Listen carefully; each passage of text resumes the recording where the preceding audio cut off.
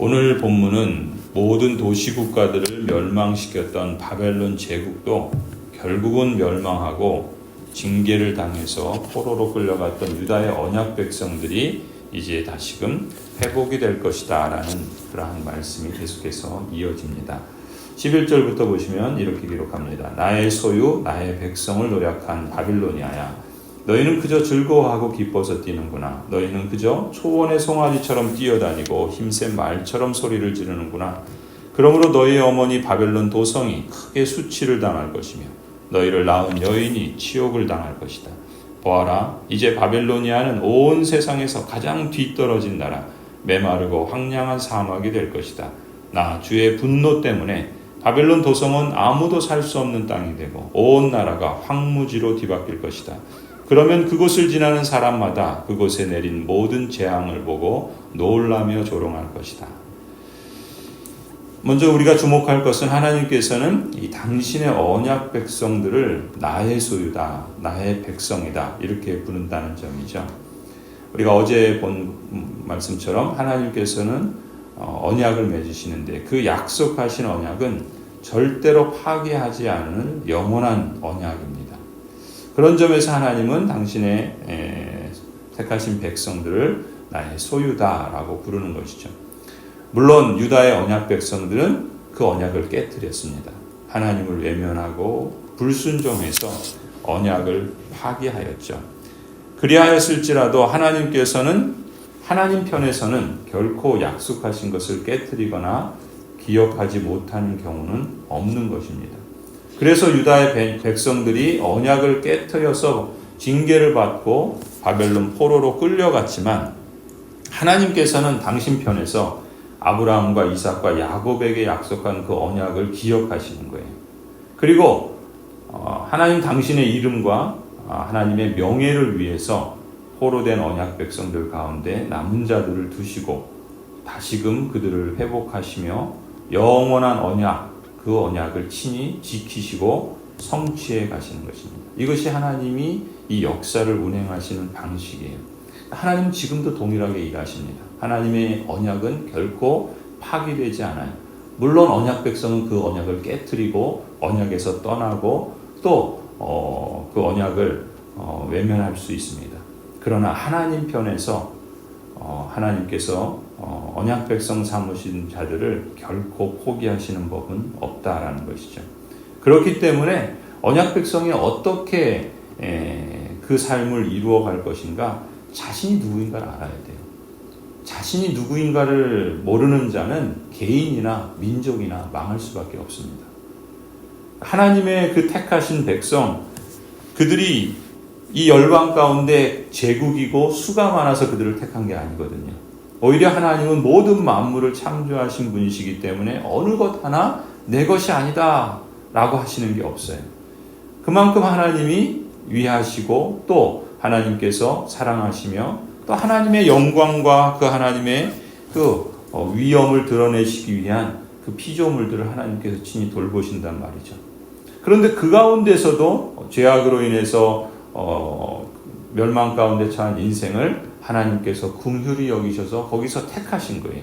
그 백성들을 언약 백성이라 친히 찾아오셔서 약속을 맺어주시고 그리고 하나님 편에서 그것을 친히 이루어 주시는 것이죠. 그러한 하나님의 놀라우신 섭리와 은혜의 역사들을 인식하고 그것에 책임있게 반응하는 것이 언약 백성의 도리라고 말할 수 있어요. 아니, 그것이 의무이기 전에 그것은 복인 거예요.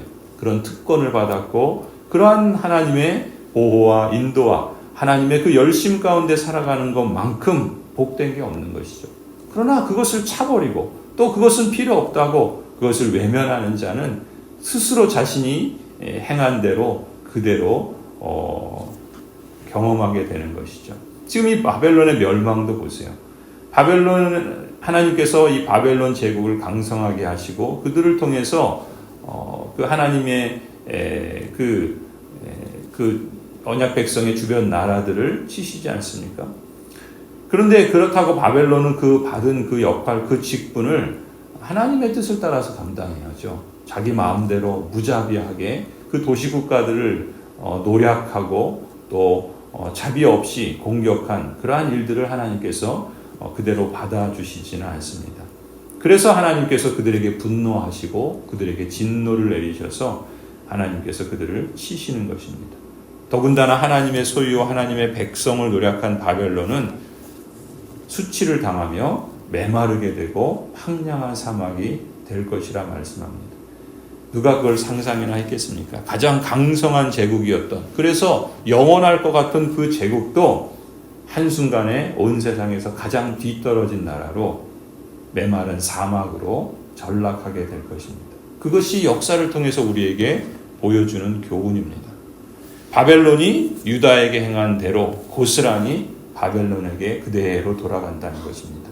그래서 14절에 이제 바벨론이 그 주변 나라들에게 행했던 바들을 오히려 바벨론이 그대로 경험하게 된다라고 말씀하시면서 주변 나라들을 향하여 이렇게 말하는 거예요. 발을 당기는 모든 사람들아, 너희는 바벨론 도성을 애워싸고 진을 쳐라.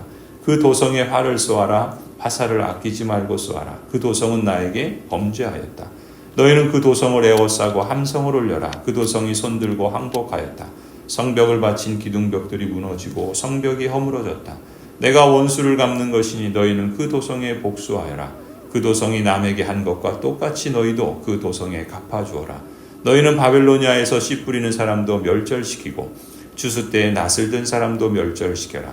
바벨로니아에서 살고 있는 외국 사람들은 공격하여 오는 저 무서운 군대를 피하여 저마다 자기 민족에게로 돌아가고 누구나 자기 나라로 도망할 것이다.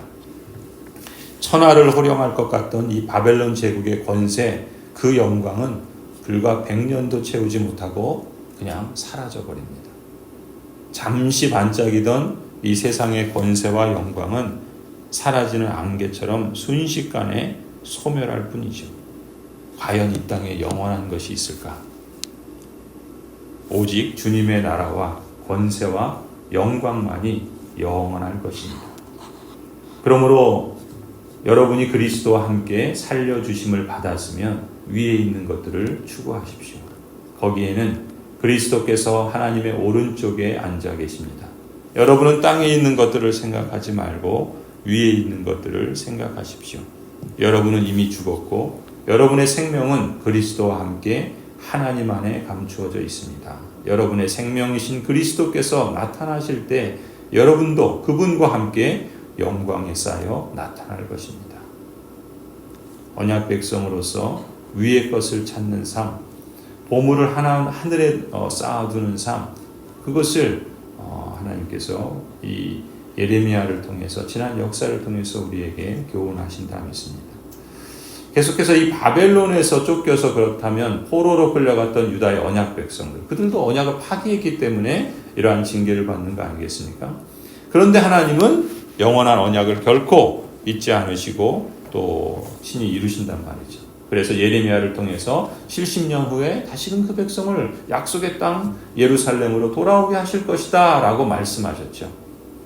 마치 사자들에게 쫓겨서 흩어진 양과 같던 그 언약 백성들을 하나님께서 다시금 친히 당신의 초장으로 데려놓으시고 그들을 마음껏 먹여주시겠다라고 말씀하십니다. 17절이죠. 이스라엘은 사자들에게 쫓겨서 흩어진 양이다.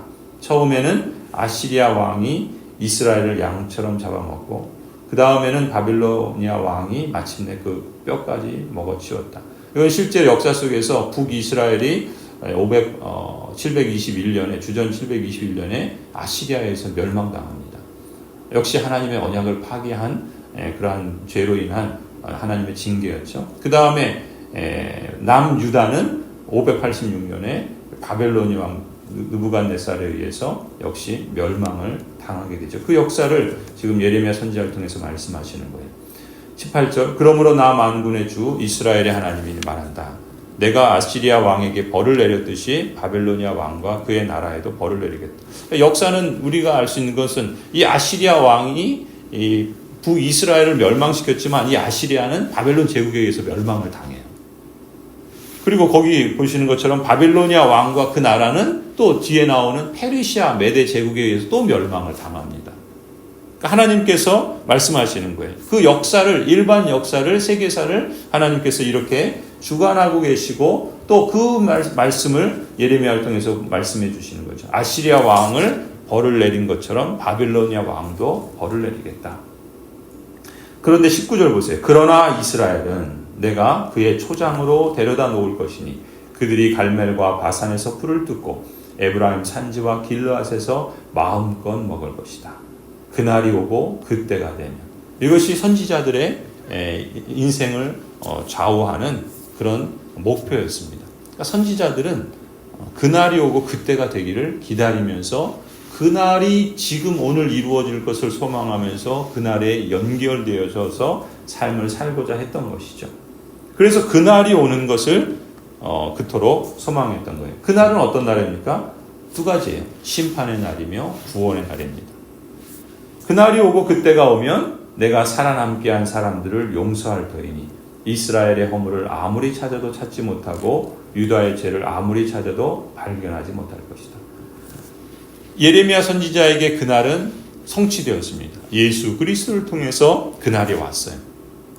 오늘 우리로 보자면은 이제 그날이 오고 그때가 될 것입니다. 예수 그리스도께서 다시 재림하실 때 바로 그날이 되면 어떻게 됩니까? 이스라엘의 허물, 유다의 죄는 찾을 수 없어요. 발견할 수 없습니다. 하나님의 나라가 완성이 되면 인간의 부패한 본성, 언약 백성에게도 남아있는 그 죄악들마저도 깨끗하게, 완전하게, 온전하게 하나님께서 변화시키셔서 하나님의 나라의 그 완성된 모습을 이루시며 더 이상 언약 백성들의 허물과 죄는 찾을 수 없고 하나님의 그 영광과 또 하나님의 그 아름다운 통치만이 영원하게 될 것이다 라는 것이죠. 그날이 오고 그때가 되면 내가 살아남게 한 사람들을 용서하는 것이다. 그날이 오고 그때가 되면 하나님께서 살아남게 하는 사람들이 있다는 거예요. 하나님께서 살아남게 한 사람들, 이것을 남은 자라고 해요. 지금 이 유다에도 바벨론의 포로로 갔지만 그러나 남은 자들을 하나님께서 두셔서 그들을 약속의 땅으로 돌아오게 하지 않습니까? 엘리야가 갈멜산에서 싸울 때 하나님을 섬기고 하나님을 따르는 자는 자기밖에 없다고, 다 선지자들도 언약 백성들도 바알과 아세라를 섬기면서 그릇된 길을 가고 있다고 탄식할 때 하나님 뭐라고 말씀하십니까? 바알에게 무릎 꿇지 않은 자가 아직 7천이나 남아있다라고 말씀하신 것처럼 하나님께서는 남은 자들을 곳곳에 두시는 거예요. 그것이 참된 하나님의 백성이요 참된 하나님의 소유된 나라입니다. 이 세상을 살아갈 때는 누가 남은 자인지, 누가 진정한 하나님의 백성인지 알 수 없어요.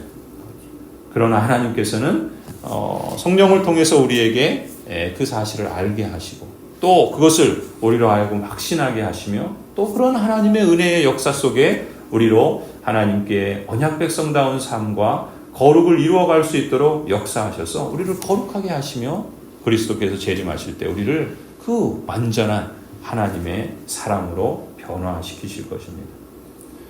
그러한 하나님의 역사를 우리는 바라보고 소망하면서 그렇게 그날이 오고 그때가 되기를 기다리고 또 소망하는 사람들입니다. 하나님의 입으로 하신 말씀은 천지 만물을 창조하실 때의 그 능력처럼 역사 속에서 반드시 이루어지고 성취합니다. 선지서의 말을 보면 끝에 뭐라 그럽니까? 이게 선지자의 말이 아닌 거예요. 나 주의 말이다 라고 말씀하고 있지 않습니까? 그러니까 하나님께서 말씀하신 것은 반드시 이루어지고 성취됩니다. 그렇다면 지금도 마찬가지예요. 하나님의 약속의 말씀은 지금도 언약 백성들에게 그대로 성취될 약속으로 남아있고 또 그 약속을 믿고 하나님께 책임있게 응답하는 그 인생은 그 하나님의 성취하실 그 완성될 나라를 기다리며 소망하면서 살아가는 것이죠. 오늘 우리에게 주신 이 약속의 말씀은 주전 539년 페르시아의 고레스 왕이 이제 바벨론을 지배하고 그 지배권을 얻게 되었을 때 성취가 됩니다. 그래서 유다의 포로민들이 고향 땅 예루살렘으로 돌아가도 좋다라고 하는 칙령을 고레스 왕이 내려요. 그럼으로써 오늘 이 예레미야를 통해서 주셨던 말씀이 성취되는 거예요. 실제로 역사 속에서 하나님은 말씀하시고 성취되고 말씀하시고 성취되고 이러한 패턴과 이런 모습이 계속되고 있는 것이죠.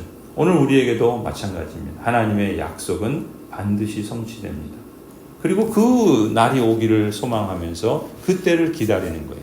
그냥 아무것도 안 하고 그냥 마냥 기다리는 것이 아니라 오늘 우리에게 주신 삶을 하나님 앞에서 살아나가는 것이죠.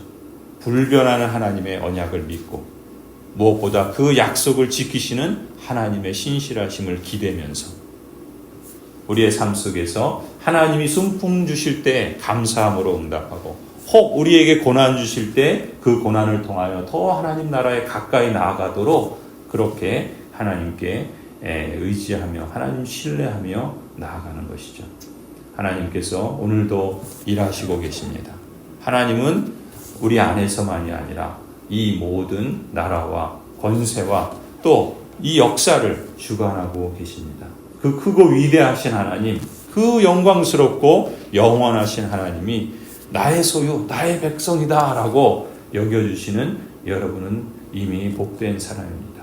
그러한 우리 자신이 위치를 알고 그렇게 우리를 부르시고 그 놀라우신 능력으로 신이 구원을 이루어가신 하나님 앞에서 우리가 언약 백성으로서의 삶을 한 걸음 한 걸음 날마다 이루어갈 수 있기를 소원합니다. 하나님을 의지하고 하나님 신뢰하고 하나님의 말씀을 우리가 순종하며 또 하나님이 기뻐하시는 삶의 모습들을 우리의 인격과 또 관계와 또 가정과 또 교회 생활을 통해서 또 이 땅에서 또 하나님께서 이루어 가실 것을 기대하면서 우리도 그 복된 여정을 걸어갈 수 있기를 간절히 소원합니다.